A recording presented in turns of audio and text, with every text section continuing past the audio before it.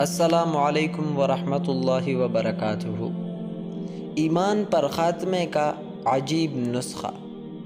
حکیم الامت حضرت مولانا اشرف علی تھانوی رحمۃ اللہ علیہ سے کسی نے پوچھا کہ خاتمہ بالایمان کا کامیاب نسخہ بتلائیے۔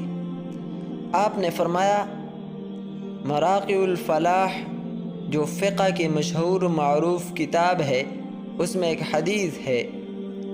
حضور اکرم صلی اللہ علیہ وسلم نے ارشاد فرمایا، جو شخص فجر کی 2 رکعت سنت اپنے گھر میں پڑھے تو اس کے رزق میں وسعت کر دی جائے گی، اور اس کے گھر والوں میں جھگڑے کم ہو جائیں گے، اور اس کا خاتمہ ایمان پر ہوگا۔